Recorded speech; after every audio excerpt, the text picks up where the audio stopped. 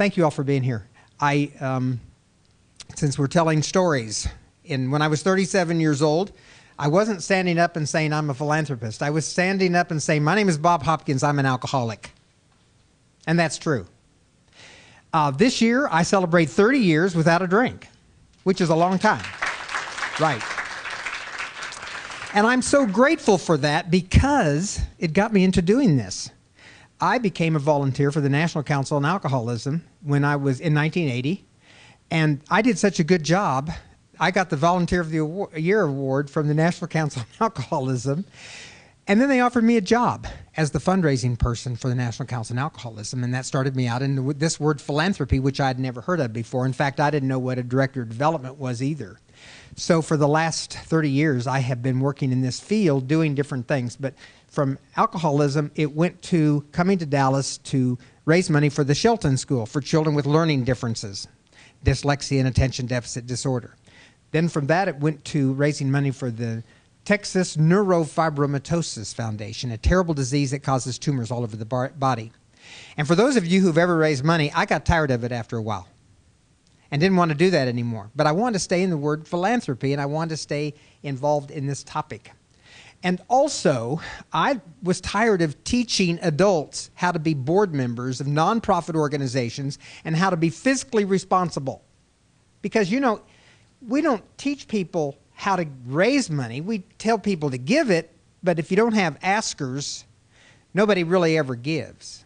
So those of you who are in the field know what kind of a job it is. It's a lot of work and a lot of thinking and a lot of heartache when somebody tells you no, they don't have the money to give you right now. So instead of teaching adults over and over and over again how to be responsible physically or fiscally, I decided to start an organization called PAVE, Philanthropy and Volunteerism in Education, teaching children like Murphy and John Paul and Cadence. Did I get it right that time?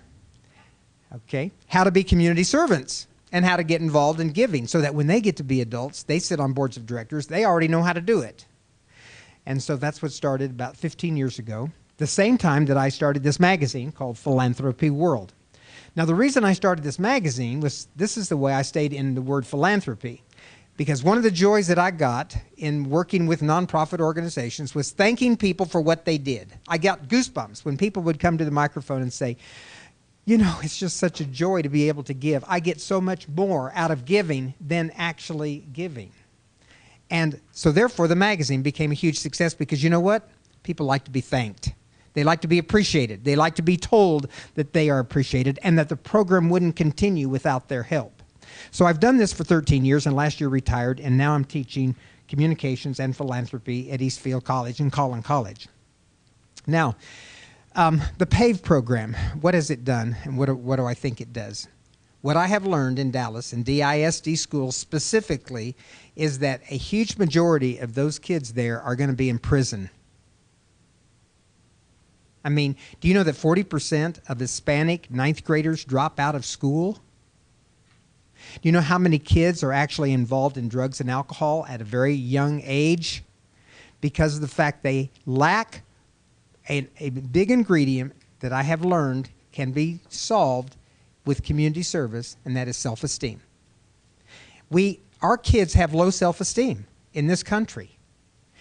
And while I've gone to Costa Rica and I've gone to India and I have done some work actually in Mexico, right here in our own backyard, we have a huge problem in our children in schools. Now, I've worked in the wealthy schools. I've worked in a white population in Carrollton with a huge success, and we're going to show you a little DVD about that program in a few seconds. And it's huge. The transformation of these children is huge when we teach them to get out of themselves and to get into the life of somebody else. The parents call me up and they say, you have transformed our child in 8 weeks. No longer do they come home and say, me, me, me anymore. Now they're saying, I want to help. I want to plant flowers. I want to go pick up trash. I want to go do all these things. They go to bed early. They eat better.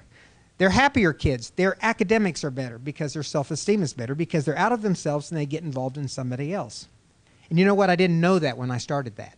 What I wanted to do was just to get these people to understand when they got to be bigger how to raise money for nonprofit organizations so that 40% of the nonprofits wouldn't be failing. Instead, they would be continue to be successful.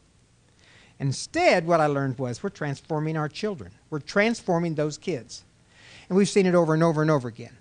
Now, I don't do this by myself, and that's where Eastfield students come in, and that's where college students come in. College students typically get to be at the college level, and they really don't know this word either, philanthropy. They don't know what community service is, but they want to give back. They want to give back. They want to be involved in a program that gives back. And that's what they already are doing. Santiago is the president of the Communications Club, and that's what I got involved with, the Communications Club, and they were giving back. They were doing some things. But we've just taken it to another level, and that is now that they're giving back, they can be the teachers. They can be the role models to these younger kids. And so on Mondays, we go to Goosick Elementary, and on Fridays, we go to Spence Middle School. And what I want is the worst kids. I want the worst kids. I don't want the best kids, because the best kids usually come from homes that there's already volunteerism. You adults, you parents are teaching your children already about giving back. But do you know that most of the schools in Dallas Independent School Districts don't have families that know how to give back? They don't have families that know about volunteerism because they're too busy trying to make a living. They're too busy trying to get ahead of everything. And so the kids consequently don't have anything to do but get in trouble, drink, get girls pregnant, and get in prison. And that's what happens. Okay, Santiago is one of our mentors to these kids, and they actually put the program on. Well, like Bob said, my name is Santiago Martinez. One correction, Bob, I am the immediate past president of the Communication Club. Luis Martinez, no relation, but he is the new president of the Communication Club. And, well, honestly, Bob actually had just said everything that I was going to say, but I'll just reiterate a little bit. We do work with these at-risk children who are at risk of either dropping out, like he said, getting girls pregnant or what have you. Let me share, I guess, a personal story, right?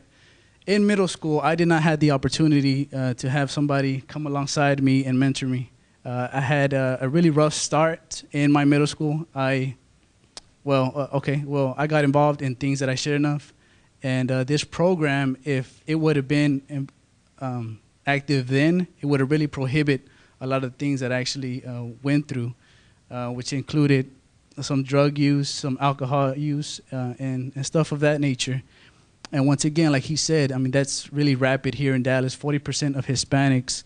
And so they really need programs like PAVE and philanthropists such as yourself to come out there and really get into these elementary and secondary schools. One of the joys that I received while working with these elementary kids, these junior high school kids, was that their teacher, Ms. Truelove, came out to the volunteers and said, "Hey, I don't know what you guys are doing, but it's working."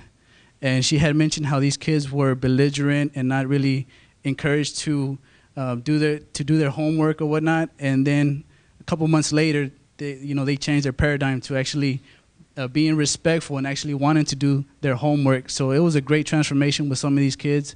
I'm tremendously grateful working with Bob, Professor Hopkins is what we call him, and we want to come back. We're going to come back next semester. We have Luis Martinez, President, Communication Club, and Tanya, who is Vice President of the Honor Society, Phi Theta Kappa, and our programs, and hopefully with other programs at Eastfield and maybe Collin County, can continue working with DISD schools, middle school and elementary schools. So thank you.